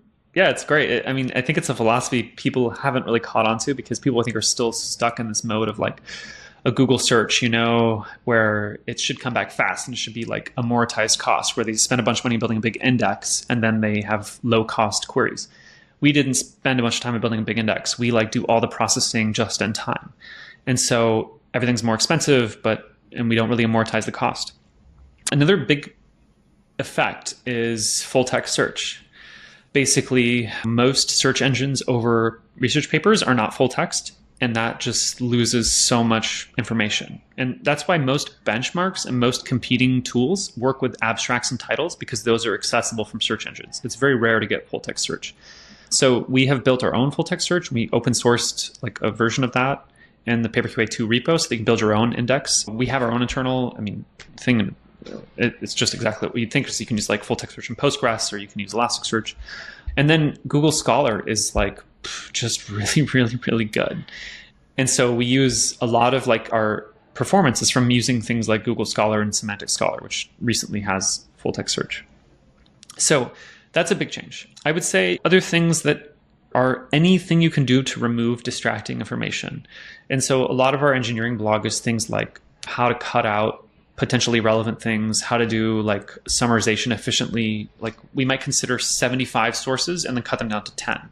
And that's better than like considering 25 and cutting it down to 15 because you don't have as big of a cut. So I think full text search. So search, very, very important. And then this step, I think we call it in the paper like RCS, retrieve and contextual summaries. Sorry, rank and contextual summaries. Those are the most important things. One thing that did jump out at me as I was kind of perusing the code a little bit is it seemed like the control flow, like the actual agent itself, wasn't super complicated. Like the prompt didn't seem super insane. It was kind of like, here are your tools. It was sort of much closer to what I think people would sit down and write in their first attempt than you might think, given how well it worked. So I wonder if you had any reflections on that.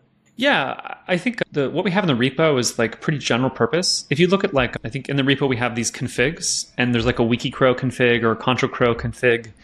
Basically, ControlCrow is like just look for contradictions, and that's I think quite a different one. And WikiCrow is like summarize these things. I think we had a philosophy change. We used to have a very detailed prompt, and we moved a lot of the complexity in the tool descriptions. So we have something called, the package is called Aviary. And what it does is it will take like a Python signature with types and then the doc string, and it'll turn it into like a tool for an LLM to use. And so the doc strings will end up as the tool description. And so some of the complexity is kind of hidden away in the doc strings, where it's things like, okay, like try doing multiple searches with different keywords. And actually, this is why Perplexity is quite good, is their Perplexity's Pro search. It does what's called query expansion, is that you do your thing, the question you asked, and it turns it into like keyword searches. And as query expansion, it turns it into like 3 keyword searches with different phrasings. And that really helps. Something we use as well is that we don't use it. We tell the LLM, like, try doing multiple searches with different keywords. And that's actually a really effective way to get at good retrieval of sources. I'll mention one other thing. We have this tool, which we don't really advertise because we're not sure if we can handle capacity, but it's called hasanyone.com. Have you seen that? No. Okay, so we have this tool called hasanyone.com, and it's like a very narrow version of our internal tool we use for PaperQA. And it will basically do a search to see if anybody has done X. And it uses our paper database and our search tools and things like that. And it's like a way to see, because PaperQA 2 is we changed some things for it to be more useful to people. Rather than using a full text search you build and put on cloud infrastructure, it uses this Rust library called Tantivy, which will build the search index for you, based on per directory. I think it's much closer to what people want. We have our own full text search that's on our cloud infrastructure. So you can use the hasanyone.com to sort of get a sense of what we use internally. Gotcha. Cool. Would these things work if you just did a quick pivot to a totally different domain, like a social science? Could you go to economics or education? Yeah. It works well in many different domains. We've used it in lots of domains. We actually have a phone number we can text. So I'll be out at a party or something like that, and I can text PaperQA, and it will text me back a response. And I've asked it questions all over the place: history, economics, whatever. It has access to all the papers in these domains. Some of the we've concentrated on getting access to papers in biology, and medicine, but it has archive, chemarchive, medRxiv. It has the ability to download open access papers. It has anything we have in our cache. So it's able to cover a lot of different domains. But you will see this unevenness. If you go to if you go to machine learning, it's great because everything's on archive. There's no real problems with open access, things like that. If you go to something internal medicine, New England Journal of Medicine, they have some open access things, but they have the most annoying Cloudflare, anti-bot stuff. So we're not able to access any open access papers in New England Journal of Medicine. And so it's kind of field dependent, which journals are dominant, does impact the performance. Yeah, that stuff is quite annoying. That has really been a big story of agents and general purpose web agents, whatever. It's they're so often hung up by literally the dumbest stuff. It's a very weird phenomenon. One thing that I would say is not so dumb, this is what I was going to ask before and finally remembered, was the challenge of just using figures effectively. I find whatever, no need for false precision, but just on reflecting on my own mode of absorbing information from papers, a lot of it boils down to the figures. Yep. And unfortunately, most of the time still, when you put a PDF of an academic paper into a system, it just kind of skips those and just maybe takes the caption, but doesn't really engage visually with the thing. Did you guys try to do anything about that? Or is that something you're just kind of waiting for models maybe to get better at and hope to delegate in the future? So we actually have a benchmark called FigQA in our lab bench paper. And FigQA is like an assessment of scientific figures where we took pretty hard figures and pretty difficult questions. And actually, I think Sonnet, the October Sonnet model, beats humans on this benchmark now. So we've reached a point now where actually the models are definitely human or superhuman performance on looking at figures. So we are actually adding this now to PaperQA. I think so we're really bad at naming things. So we call it PaperQA 2, but we try to use Semver, so to monitor backwards compatibility. So we're actually working on PaperQA 2 version 6. And that version 6 is going to have the ability to look at figures. And what we do is just kind of really simple, is that we parse we parse the paper as text for the purposes of search. And then we feed the images into the models for the later stages, either RCS or RCS and the generate answer, the final answer step. So we are looking at that now. I think the models have reached the point where they're good enough at looking at figures that you can actually do this at scale. And so you chunk, and then you just kind of attach an image to the chunks, and then at the very end, you kind of include the associated images? Yeah. I think we haven't written a paper on this or done a lot of benchmarking on this, but the current philosophy is that the purpose of the text then is just for the search. And so the figure caption is there, and then the search is there. And then what you can do is you just give the picture of the page, including the text around it, as opposed to some parsing of it. And I think these models are so good at this that there won't be any issues. I mean, you can go down this path. I think we did this for building FigQAs. You can use label box, which is like human annotation, to try to cut the figures out. There's a group, I think, called SciInt or something. I forget where they're from, U Chicago or something, but they've written a pipeline of PyMu PDF to extract the figures. But it's really fraught because PDFs are so different. You have a PDF from 1992 and the figure extraction is not going to work. And then a paper from 2020, it might work. And so, I think it's really difficult to extract figures programmatically. So I think just taking a render and taking an image of it is the way to go. Yeah. Okay, cool. That's quite interesting. So no love for, not to say no love, that's too harsh, but no need in your estimation for various tools. I'm thinking Marker API. There's a number now that are sort of specifically about slicing up inputs like this. So this is a good question. I think our philosophy, going back to what we're talking about, is we just want to spend the most money and the most time, but for the lowest technical sophistication. So I think those kind of there's a few of these companies now, and I think a lot of them are built around Detectron fine-tunes, where you basically fine-tune a language model to parse up patents or research papers. And I think just long-term, what's going to win is just taking a picture of the page and giving it to a model which is sufficiently competent to actually look at the page and answer questions about it. And right now, if you just take a picture of the figure and you give it, including the caption and everything, if you give that to Sonnet, the October model, it will correctly answer questions about the figure. And so I think there is no additional need to go more complicated. Yeah. I want to see, that makes me really interested in and I'm kind of surprised I haven't seen this yet, the latest Claude score on the ArcAGI prize, because when they did the first 3.5 sonnet, that was, a major step up in coding, however many months ago, I took ArcAGI puzzles to it. And I was really amazed by how poorly it could see, for lack of a more technical account. It could not count blocks or do the basic atomic functions that you would need to be able to do in order to do the reasoning later. This is probably another example of, or at least seems pretty likely an example of something that you kind of said at the top of they learn in sort of a reverse order. Because I bet that if you could see more effectively, the reasoning would be a lot stronger. But such basic mistakes were made at the reasoning or at the visual level. This new one, of course, can count pixels and do all these click accurately on buttons. So where is that score, I wonder? Yeah. I think when we built our benchmarks, the first thing we tried to do was I would call recall-oriented tasks. Here's a table, turn the table to JSON, or here's a figure, give me all the values of the figure. And the models are not very good at those recall-oriented tasks. But then we realized we don't actually care about that. We actually care about these precision tasks, based on this figure, does the treatment of A improve response? Or based on this table, is method A better than method B? And it turns out that those precision-oriented questions are very good. Those are they get superhuman level performance on them. But these recall-oriented tasks, digitizing it or counting things, it doesn't do well at. And that's actually been like a weird kind of mindset shift for me is that, this is like you go to Gemini, you put a whole 100,000 token document in, and you say, okay, like what are the 50 main conclusions of this document? It'll do a shit job. But if you go like, what's conclusion 1? And it's this conclusion. What's conclusion 2? Okay, then here's conclusion 2. What's conclusion 3? And these models just work so much better in this like sort of, I don't know, turn by turn or autoregressive way where you like ask like single questions or single responses. Whereas if you try to get these like cohesive things where it's like summarize everything into JSON, they struggle a little bit more.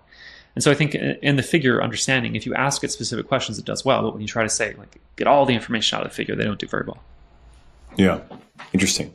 So are you going, like, what is the cost and latency to run a question? Maybe that varies to some degree by the scope of the question, but what do you roughly give in terms of guidance there? And is this something that you will productize in a full way? Like, I looked at the GitHub repo, it has 6,400 stars, which is not a small number, but I also feel like the burden of, or not the burden, but the barrier of just having to figure it out is a lot compared to if you guys were to commercialize it. I bet you'd have a lot of interested customers.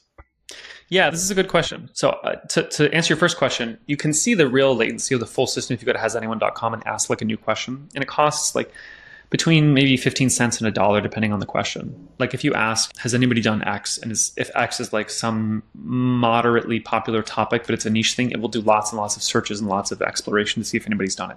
But if you ask, like, I don't know, has anybody landed a UFO on the Washington Monument? It's not going to do a lot of searches. So it does depend on the question. But then like, yeah, as far as like the GitHub repo, we intentionally make it hard to set up because we really only want to be interacting with programmers, like hackers who know their way around these systems. I think if we have like a one-click setup or something really easy to set up, then we're going to have to like go down the path of supporting lots and lots of people. And already like we run into so many problems with like, it doesn't work on Colab because Google will not do Python 3.11. Sorry, they won't do 3.10. I don't even remember at this point. But they basically are not updating Google Colab, and we just use some Python 3.11 features. And that's already like a big source of problems. And I just think if we make it super easy, it could be an issue. Although Ethan Mollick was able to get it to work on Windows, which was like a real testament to us being like, okay, we'll try to support Windows a little bit. So that was very exciting. But yeah, I think commercializing it is, we get a lot of inbound. Like people want to use it for doing diligence on acquisitions or diligence on investing in companies. People want to do it for like doing IP searches. People want to use it for their PhD. I will say that we generally let in like academics, like PhD students who will ask for access to the full API. And we did do a workshop where we gave people access to the API with like rate limits of like 5 questions per day. Because we have this Python API that uses our server. And so people will do these like sort of interesting like projects where they have some idea generating model, which then like takes every good idea and then runs it through PaperQA to see if anybody's done it or if it's supported by the literature or if it's invalidated. So there's like a lot of cool ideas that people have here. But we are always caught in this tension of like, we want to measure success as an organization as like number of novel discoveries. And does commercialization or revenue of PaperQA, does that lead to more discoveries? I don't know. It could if the right people are using it and the right like sort of progress is being made. Or maybe you can argue that like growing revenue of PaperQA is going to be like beneficial for the org, so we can hire more engineers or something. And so I think we haven't figured out that sort of balance between what is good for our mission and what is like just chasing a mirage or something, or what's just going down this commercialization path for no really good reason. So I think we haven't worked that out, but that is something we think about a lot. Yeah. Okay, cool. So turning to Aviary, I just had a couple of in the weeds questions on that as well. Yeah. It seems there was like a couple of novel things in this paper. One is the just kind of high level concept work to try to get clarity on like what is an agent versus what is the environment. There's been a lot of confusion there, or at least people are sort of doing things a bit differently. You were willing to put a stake in the ground. And it seems to me that the big thing is the memory is internal to the agent in your conception. I was a little less clear on like, if somebody does it the other way, are you saying they're wrong, or like, where does that matter? Yeah. But yeah, I'm interested in kind of your philosophy of what is an agent.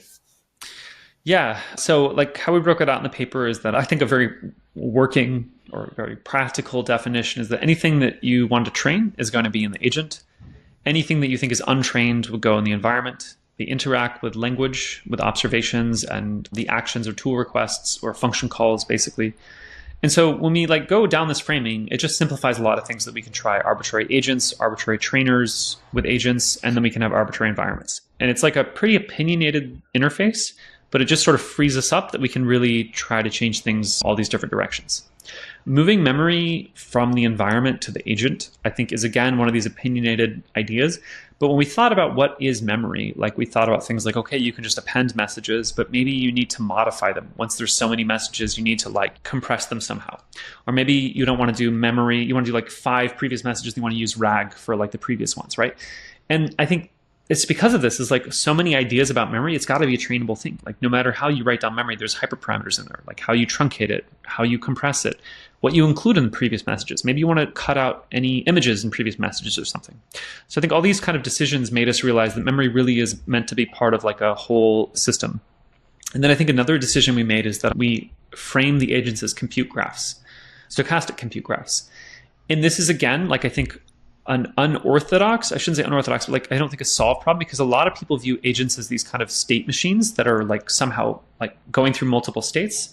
If you do it as a compute graph, it's a forward to back, from left to right. It's you just shoot once. There's no recursion in it. And there's also no state in it. So the way that you actually get state here is that the input to the compute graph is the agent's previous state. So the agent basically takes in a previous state, an observation, and emits a new state and an action. And this framing is, I think, again, it's not how I think people naturally feel about agents. I don't think people think about them as compute graphs that much. They like to think about them as programs or some sort of stateful operation. But this just does a lot of things for us. It allows us to do backprop over the compute graph. It allows us to efficiently execute them. It allows us to do things like efficiently serialize and deserialize these things as compute graphs without having to think too carefully about the state. So these kind of decisions, I think, are very practical decisions, how do you make progress on learning? And in the version of the paper I sent you, we didn't have any learning results in it, but we'll have learning results showing improvement, showing basically different training strategies, having generalized learning across different environments and with different agents. And so I think the proof is going to be in the pudding. What can you get done with this framing? And I think we can get a lot done with this framing. And I think a lot of it is motivated by the fact that we just have to get past zero shot. I think a lot of agents you see today are all zero shot. And in the zero shot regime, where you basically just work on the prompt, work on the hyperparameters manually, these opinions don't matter. You can build a zero shot agent in Python. You don't need framing, or you don't need a framework. And I think some of the effort has been put things on observability or traceability or developer velocity. I think what ours is really built for is, can you train them? And so that I haven't seen as much in the field. I think DSPY is the closest to what we've built, but in DSPY, I think they're not really in an environment. There's not really RL going on, whereas we really do online RL. We do online PPO with some of our models. Okay, yeah, that's quite helpful. I think the thing then that I want to understand better is this black box gradient estimation, which is once you've sort of taken an agent and said, okay, we're going to make it, you're going to iron out or, uncycle the cyclic things or eliminate any structural barriers to making this thing end-to-end trainable. Now you still have a challenge of, well, what if I'm using Claude or O1 or whatever as part of that compute graph? And I tried, but I didn't develop a great intuition for what you are doing. The quote that I pulled out that I would love to understand is, to obtain these estimates, this is for describing black box gradient estimation, to obtain these estimates, we model the behavior of a language model and embedding nodes around the current configuration values with a multi-layer perceptron and backpropagate through it. Yeah. Explain it like I'm maybe not 5, but, maybe just like a, lowly grad student or something. Yeah, so this work came from Sid and Albert, and they're brilliant. So Albert actually, he did RL with Gianni Di Fabriti, which is a very good biotech company, actually. And Gianni won the Unity RL challenge, or I think they got second place in the Unity RL challenge. These guys are RL geniuses. Albert, he also was, I think, the first author on PyTorch RL. So this guy's a genius. So I actually don't think I fully understand what they did. But this paper by John Schwinn, he wrote this paper on stochastic compute graphs, which basically lays out the framing of them and what the nodes are, the edges are, and talks about this. And we had built something like this, and we found this paper. I'm okay, well, this paper actually describes what we built quite well. And he had written out these terms and how to do backprop through stochastic nodes, which is not trivial to do. And then Albert and Sid, they basically decided to extend this to do it over black box nodes. And this is kind of a no free lunch sort of thing where you really have to build a surrogate model, right? Because you can't backprop through this black box model because we don't know like what happens if we change the temperature on the input versus the output, because there's no way to trace the gradient through, because we're calling Anthropic, we're calling OpenAI's API here. But what they did is they tried to model the variance explicitly with an MLP. And so what you do is you go to do a call through the black box model. And what you do is you pick a temperature of 1. You call it, 5 times with this temperature of 1. And that gives you like an estimate of I would call it like the aleatoric uncertainty. Like if I just call it over and over again, how much noise is there in that process? And then you get that out. And then you can basically use that noise to measure the aleatoric component. And then the epistemic component would be like, what happens if I change these things? How much noise do I get? And then you can try to change these parameters a little bit and then get like an estimate of the change there. And then you can model this with an MLP. And the MLP is never going to be universal. Obviously, if the MLP could model the gradient everywhere, then you would have reproduced GPT-4, right? So what this MLP does is it gives you like an estimate of the local gradients by just watching how these input changes affect the output. It's very expensive because you're talking about running like 25 calls per input to estimate the gradient. So what you want to do is you want to basically do a rollout, just do forward inference using the agent a few times. And then you basically get a bunch of rollouts, and then you want to go do one backprop step. And you can basically choose which set do I want to do the most. And then you can estimate these gradients. You can try to do things like cluster them. So like here's a bunch of similar inputs, so we'll use the same MLP for them. And then you can do this backprop. It's very cool to see in practice, because what you can do, like in the paper we show, you can optimize the temperature for your model. You can optimize like I think it was the parameter in the prompt. You can optimize things like some hyperparameter upstream, like how many periods you have in your prompt. A very unusual kind of way to do backprop. Now, in practice, really this is more of a trick, I think, to show that it's possible. This does not lead to very good optimizers, because basically, usually things upstream of the LLM are like, there's some optimum, like temperature 0.2 is optimum. And once you know that, there's not really much benefit in trying to change it. It's like very rare for there to be correlations. It's rare that you need to like change temperature at the same time as changing your compression factor of the memory. They're just like not that correlated. So I think it's a really cool like technical achievement, and it's cool that shows that you can do backprop to these black box models. But I think that as far as like whether the outcomes change, the outcomes are not that important. Interesting. Okay. So this would be really powerful if you're using an open model. Yeah. Not so powerful if you are using a closed model, though you can still get something out of it. Yeah. I think the results we will have on the optimizers, what we do is we kind of split the models in two. So we actually have a black box LLM, and then we have a second model which evaluates the outputs from the black box LLM. So with the black box LLM generate a few outputs. And then we have a reward model, or a Q-learning model, technically, that will then look at these outputs and choose the output that it thinks will be the best output. And so in that setting, you have a normal backprop through this model, which is an open or white box model. It's just a regular open source model that we're doing for the Q-learning. And then you have the black box model. And you don't need to propagate through the black box model because things upstream of that are not that important. But anyway, this is, I think, the strategy that we've been using most successfully is this sort of hybrid Q-learning where you have an open source model as sort of the guide or the reward model for the closed source model, which is generating sort of the arguments to the actions. And the Q-learning one is sort of evaluating which one is the best given the situation based on past experience. So how, I don't know, this is maybe still in progress at the time we're talking, which is a little bit ahead of when the paper actually comes out, but how on some of these like more frontier tasks, like, I don't know, you pick which one you want, but you've got high-end tasks here, like design me a new protein that's a little different from this old protein that'll have improved properties. How much improvement are you seeing with these sort of end-to-end trainable agents? Yeah, so it depends on the task. So we should see about maybe a 5 to 10 point improvement on the PaperQA task, so answering literature research questions.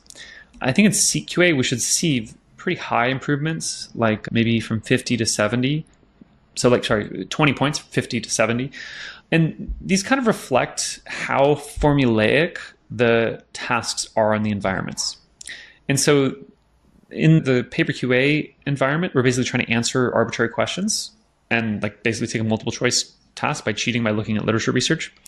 And yeah, the questions can obviously be like anything, right? So like the question can be like, consider these 5 papers and tell me which one was different. So the actions that are chosen are quite hard. So it's not surprising that we don't really get a huge benefit. In the SelectQuote, this is a molecular cloning task. We get a pretty large benefit, like it's 20 points. And the reason why is the questions are quite formulaic. And so a Q-learning model will be able to outperform, or doing iterative expert improvement can improve it a lot, because you're basically really doing a specific task with a set of actions. So I think it depends on the environment. I think this gets back to like something of, I don't know how useful these training procedures will be in the long run. I think right now we felt like helpless before we started this project. Like basically we can put in GPT-4o and we can make an environment, and then, okay, it doesn't work. Okay, we try changing the prompt a little bit, throw in some in-context learning examples, maybe change temperature, but there's really no way to gather more data and get better. So having this environment at least gives us that ability to like see improvement from rollouts, improvement from gathering data. But I don't know if this is the right answer. Like maybe this is just a stepping stone on the way to some better response. Maybe Mistral will come out with an endpoint in a few months where you put up an environment and then they will train their models on it, as long as you give them a reward model. So it's unclear to me if this is the right way, but at least we have sort of, we've grabbed our destiny in our hands and can actually train models in these environments and make progress.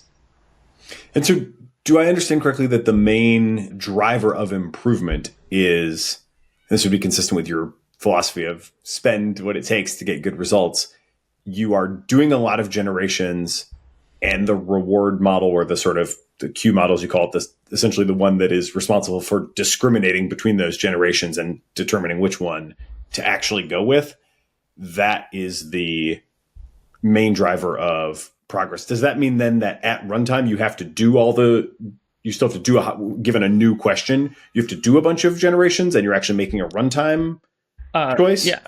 No, I mean, like the Q learning model is just an open source model. We've tried like Phi, we tried Llama. I don't know which one we'll eventually put into the paper, but that model basically is going to be tuned for this specific task, but we still measure on like withheld questions. So if we go to like, when we evaluate performance, we're going to new question types. And so it should be generalizable within the domain of using that environment for answering multiple choice questions. Now, if we were to take that Q learning model and then have the task is now to write a literature review, that model is probably not going to be great. And this comes to like this question of how engineered do you want these agents and environments to be? And I don't know the answer to that question. I think it's an open question, but it's one of these things where you have to be able to write down like 150 tasks or 500 tasks, and the model can get good at doing those tasks. But tasks that are not on your list of 500, it's unclear how well you'll do on them. Yeah. Okay, so not to get too lost in the weeds, but just to be sure I understand the way the system works. Given a new question at runtime, if I'm using a black box, if I'm using, O1 or whatever to do my core function of trying to answer, do I have to do multiple generations and then have the Q1 pick the best in order? Yeah, that's right. So usually these models, you can like pass in how many completions you want. So you can do like K equals, exactly. You can do like K equals 8 or something like that. So it will generate 8 of them. And then the Q learning model will decide which one to actually emit to the environment, because, once you make a step in the environment, you can't go back. So although we have experimented with tree search, so we actually have done tree search, and this was a strategy to get like ground truth or gold rollouts. Basically, we start with the black box model in the setup, and instead of like having the Q learning model pick one of the 8 outcomes, we try all 8, duplicate the environment 8 times. And obviously, you can't pick 8 because it's too high of a branching factor. You run out of space. But you can pick like a branching factor of 2 or something, or maybe you can do like some sort of beam search and you can get very deep. And we use that strategy to actually generate trajectories that had positive rewards, because in these tasks, sometimes you don't get any positive rewards if you just start with nothing. And so we have used like this, basically, I don't know, you call it Monte Carlo tree search. We basically go through these things by duplicating the environment until you get to a positive reward. Yeah, okay, cool. I personally would love to see highly engineered systems have a big place in the future. I don't know if you've ever encountered Eric Drexler's Comprehensive AI Systems manuscript, but I do think there is something very attractive from a like big picture safety and control standpoint to the idea that, each of these things are kind of narrow. There's something in here that like doesn't generalize well. And therefore, it's kind of up to us to like architect the overall AI super system that's going to run a lot of society. But we hopefully will have like legibility on all these little sub pieces. Yeah. I don't know if it goes that way, though. I mean, I kind of feel like O2 might just do it all, and then we're back to the big black box. What is your expectation for whether narrow has a place, or, especially if you're willing to spend on the compute, if the great generalists rule the day? O2, I think it's going to be really hard to run it on every task in the lab. I think it's going to be something that is quite inaccessible to run at the scale we use, things like GPT-4 or even GPT-4. So because of that, I think these kind of like systems like we're building, where you can have some very like good model, like generate a bunch of rollouts that are ground truth or very good, or it can generate like a plan and then you have a simpler model execute the plan. I think that might be actually sort of what has to happen eventually. Because I think we are going to reach a point where like the compute, like the models, I think we've got lucky right now that the inference is actually the price that it is. I think we might start seeing this domain where basically there's very large, expensive models that have a lot of test time compute, a lot of inference time compute. And because of that, they can be used to sort of help you train or sort of scaffold simpler models. So I think that may actually come to pass, especially with the rumors in the valley. I don't know how you say this, but like with the rumors in the valley, like I think that it's going to be unlikely we're seeing the same sort of test time inference properties for the next models. Yeah, you look at those graphs of performance over inference time, and the inference time scale is logarithmic. So yeah, that is it's another one of these nice straight lines with the caveat that you're going through a lot of orders of magnitude over the course of that graph. And that is not going to be... I've been very impressed by how sort of egalitarian the developers have been when it comes to doing things like making GPT-4 free, and Claude 3.5 is also free in limited quantities for people to use. And just the fact that it's sort of genuinely like money is not really a barrier, hasn't been a barrier to getting access to the world's best AIs. There's been kind of a Andy Warhol, like the president drinks Coke and the president uses ChatGPT and you can use ChatGPT. It does seem like that is about to break with this new paradigm. And it's probably going to break both across people, but also like for individuals or for teams, you're going to have to like budget basically. Yeah, I think you're right. I mean, and this is something that we've experienced at FutureHouse, right? Like with back to the conversation of PaperQA, right? Like PaperQA costs whatever $1 to use, and it takes whatever 4 minutes or 3 minutes to do it. And that changes how you think about using these systems. And I think long term, that's why I'm still excited about FutureHouse, is that the kind of way that you can orchestrate these things, where you can do like 1,000 things and they each take 4 minutes and they each cost whatever 50 cents, and you can pay $500 for this like giant intellectual task. That's just like a very different way of thinking about how we normally do things. And so I think the way that we automate science, it may not be the same kind of science that humans do, but we may be automating like a sort of different branch of science. So like some of the things we do here, like we run a combinatorial literature search. Let's look at like every antibody or every surface receptor against every disease ever reported in papers in this tissue, right? And we can just go and do that sort of combinatorial literature search. Then we get out like a matrix of findings, and then we can do like some, light machine learning on those findings. And that kind of like task of like considering 10,000 papers or 20,000 papers at once is not something a human is doing right now. So we're not really displacing kind of human science. We're doing sort of a new category.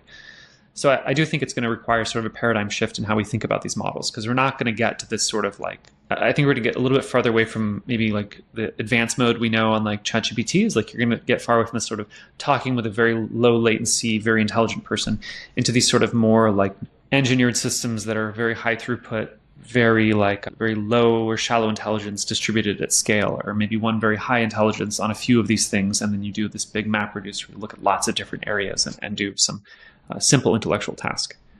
But anyway, I don't know what's going to happen. I'm very happy that we've got Aviary out where we can actually train these systems complete.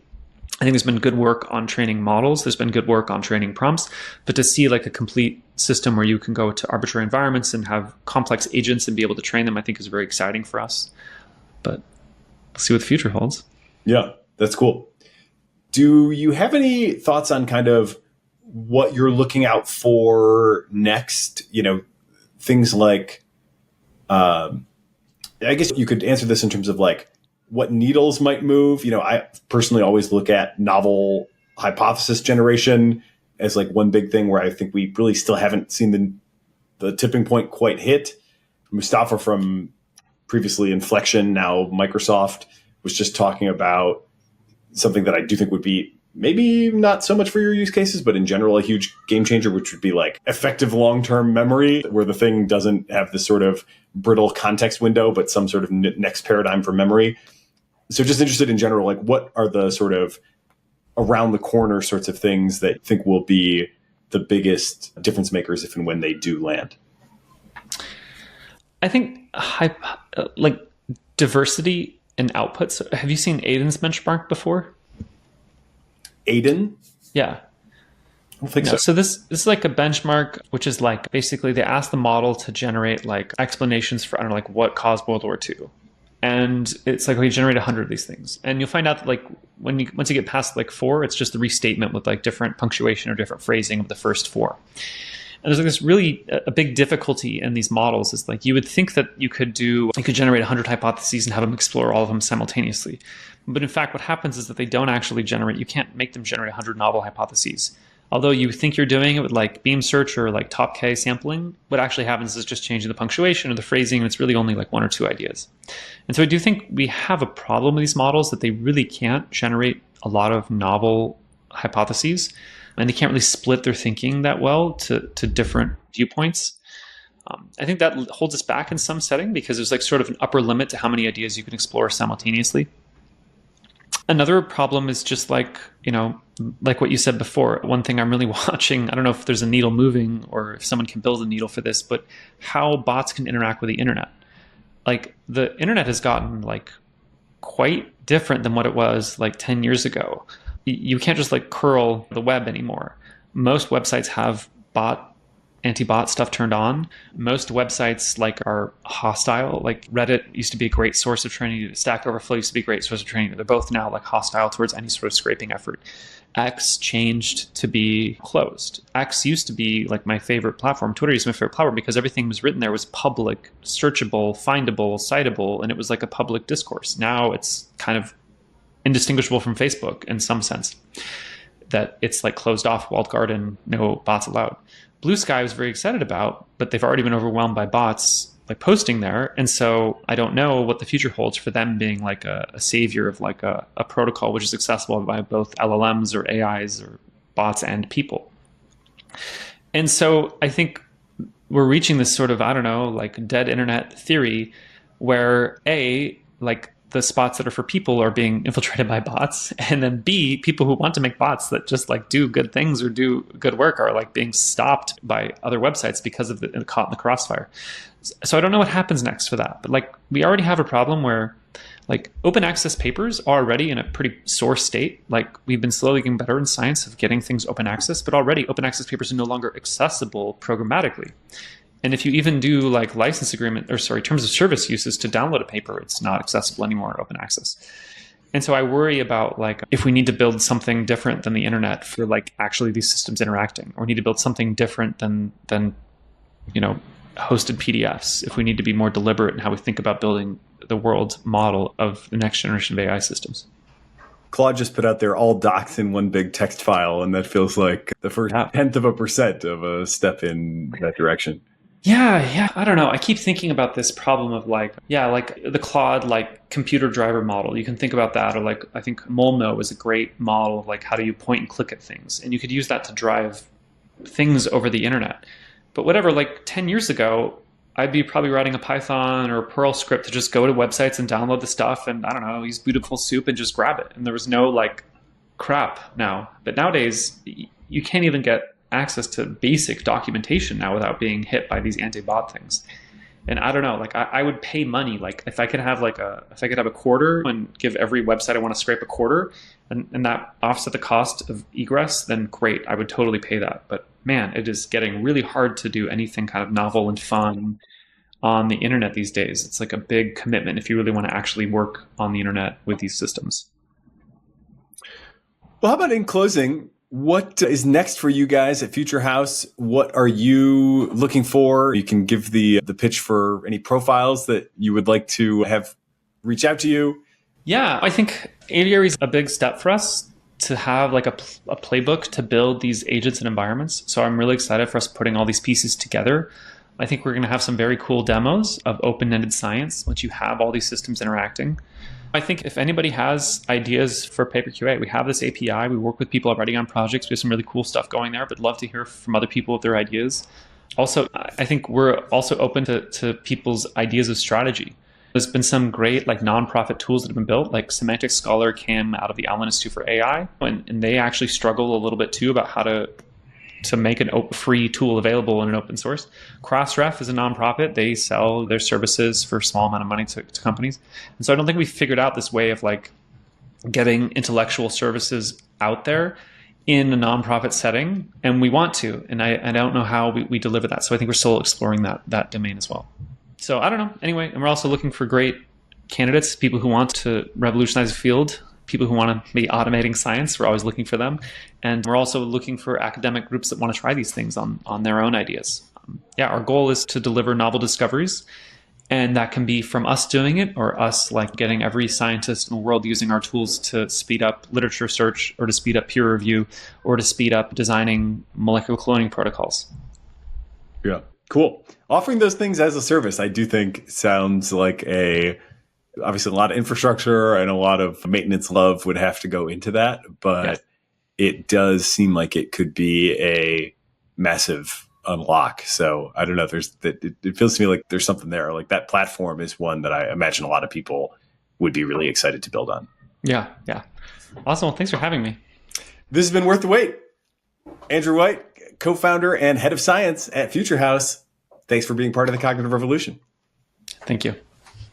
It is both energizing and enlightening to hear why people listen and learn what they value about the show. So please, don't hesitate to reach out via email at tcr@turpentine.co, or you can DM me on the social media platform of your choice.